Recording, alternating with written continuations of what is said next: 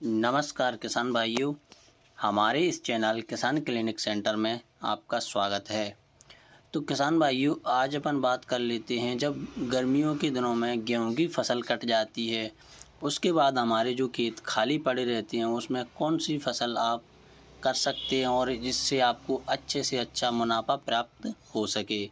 तो किसान भाइयों, हम बात कर रहे हैं जो मूंग की फसल होती है, आप उसको इस खाली समय में आप अपने खेत में लगा सकते हैं। जैसे मूंग अगर आप अपने खेत में लगाओगे तो उससे क्या होता है, जो आने वाली फसल होती है मूंग की खेती से क्या होता है, नाइट्रोजन की जो मात्रा होती है वह बढ़ जाती है, जिससे क्या होता है दूसरी फसलों में भी अच्छा उत्पादन मिलता है।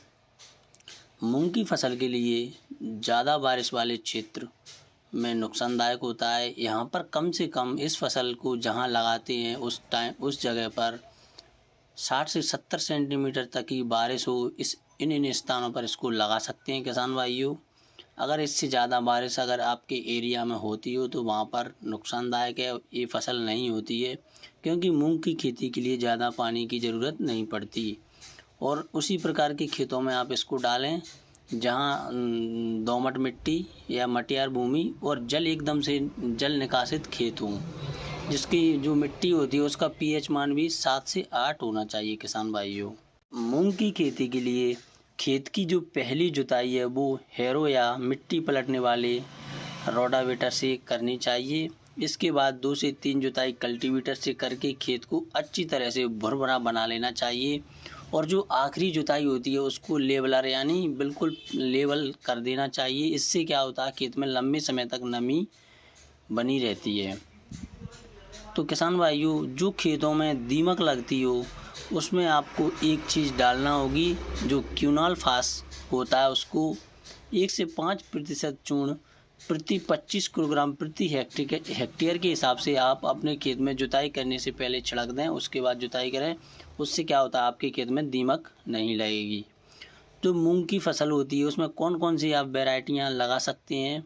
एक आती है पूसा वैसाखी, जिसकी फसल अवधि होती है 60 से 70 दिन और ये उपज देती है अपनी 8 से 10 क्विंटल प्रति हेक्टेयर। दूसरी आती है मोहिनी, फसल अवधि इसकी होती है 70 से 75 दिन और उपज होती है इसकी 10 से 12 क्विंटल प्रति हेक्टेयर। और भी कई सारी किस्में आती हैं, जैसे पंत मूंग 1, ML1, सुनैना आदि सभी का जो फसल अवधि होती है वो सेम होती है। जो ML1 होती है उसकी 90 दिन होती है और बाकी सबकी सेम है, 4-5 दिन का डिफरेंस रहता है बस।